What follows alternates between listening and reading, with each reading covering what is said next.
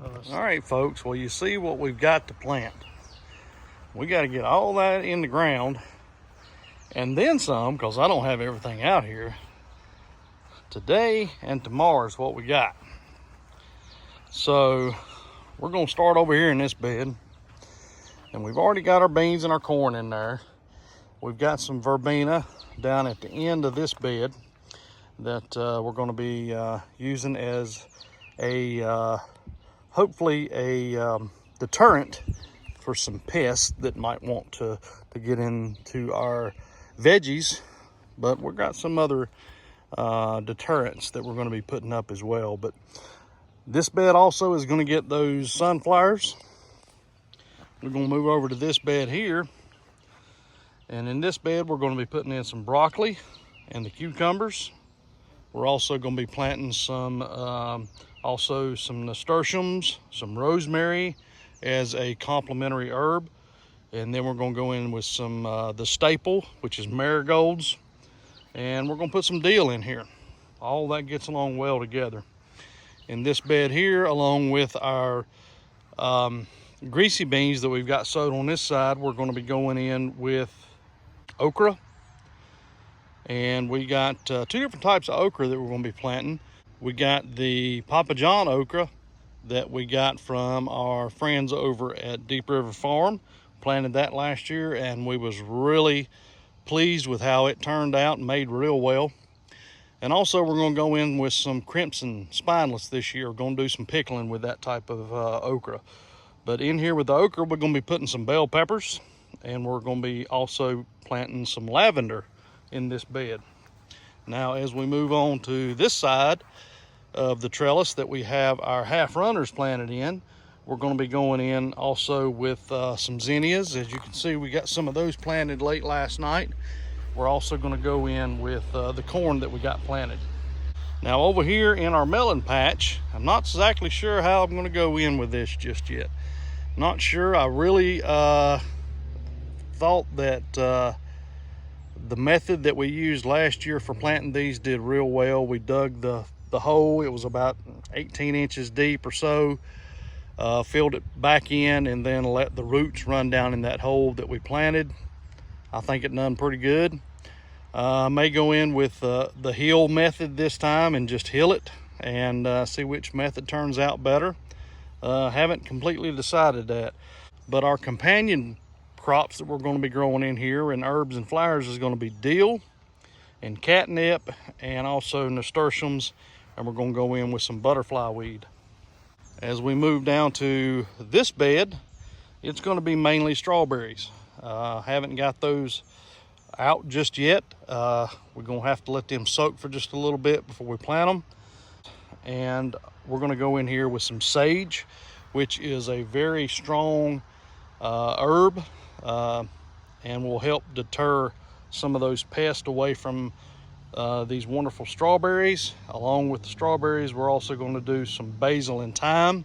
Those are also good companion crops. And of course, the staple marigolds. This bed here, this got our one lone holdover from last fall's planting of spinach. We're going to let it keep growing, and we're going to go right back in there with the squash that we've got ready. Complementary crops in here. The companion crops that's going to go in here, we're going to go in with the oregano and marigolds. Also, yesterday evening we got these zinnias planted here. On the other end, we planted some nasturtiums, and these are going and this bed is going to consist mainly of zucchini. And then our last bed, last but definitely not least, is going to be our tomato bed. Now, our tomatoes that we seed started are not ready to plant just yet. We're going to miss this planting window on those, so we're going to have to wait till the next sign comes up. I haven't looked that far ahead yet, but we're going to have to wait to get our tomatoes in here. Also, what's going to go in here with these is going to be some of our hot peppers and some of the mild and sweet peppers we're going to plant in here. More companion herbs was going to be basil, oregano, thyme, and basil. So that's an overview of everything that we've got to get planted today. And I've got probably, looking at the sun,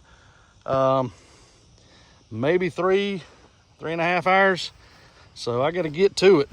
And I'll bring you back at different points, and I'll show you how we're progressing through this evening. And we still got one more day to plant tomorrow, but we got a couple of other engagements that we're going to might take up some of our time. So we got a lot to get done, so I'm gonna get after it. So I wanted to show you this right quick, folks. What I do with my okra, I always soak it overnight in some water. Okra seeds are really tough, and you can see down in there, it's got some water in it, but you can see where the seeds have already started to pop. See those little white specks there, where it's already started to grow. Not so much the crimson spineless, but the Papa John's okra is already started to pop. So that always helps out with germination, to soak your okra seeds. All right, folks, well, we got these 2 rows planted.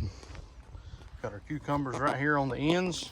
We're gonna get us a trellis here on the end, let them run up those, and then down through this bed about every 14-16 inches apart we got our okra. And then over here is our broccoli that we got in here. So 2 beds down and a lot more to go, so hang tight. We'll be back. Next project, folks, is our June bearing strawberries. We built these planters last year and put them on both sides of our building door with the intent of growing the strawberries. But, well, as you can see, it's almost 6:30 now, and the sun is back there. The only sun that they get is the very early morning sun, but then it has to travel through the greenhouse plastic.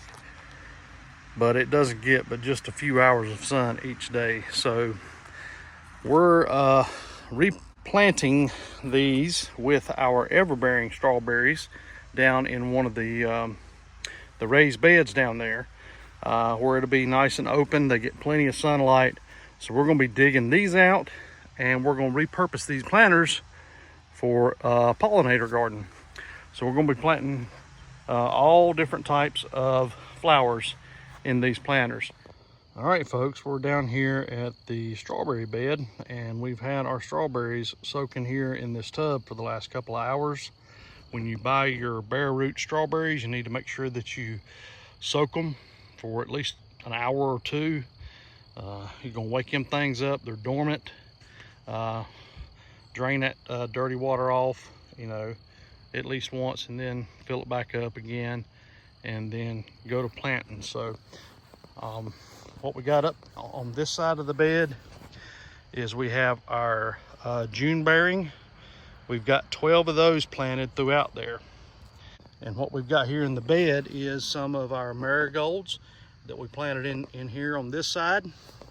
These are our Cracker Jack marigolds on this side. And then about right here is where we started planting our bare root strawberries. Here's one right here, and there's one. There's one there. We've got them spaced out about 12 inches, maybe a little more.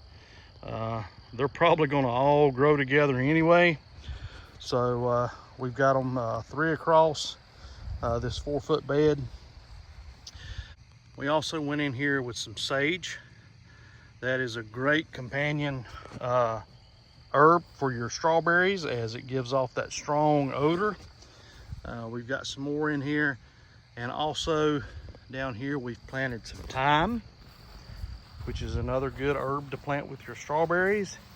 And then we come back in with the calendula marigolds here on this side, and it's mixed in between each of the strawberry plants. And then we come in down here with, can barely see it here. There's a little bit right there, some thyme, and there. And we've got some basil that's mixed in with these. So this is all, this bed is done. We've got our squash, zucchini, and our peppers and tomatoes there on the end that's left. So as you can see, it's getting, well, the camera don't do it justice, but it's getting pretty dark and I'm getting hungry. So we're gonna have to end the video here. We'll be back out here tomorrow to finish up our beds. I appreciate you joining us here at Melancthon Creek Farm as we are on day 2 of planting our above ground crops. Stay tuned for the next video where we'll continue on day 3, and then that's going to be it. We're going to be done. We still got quite a bit left to go, so hang with us. We'll see you next time, and y'all take care.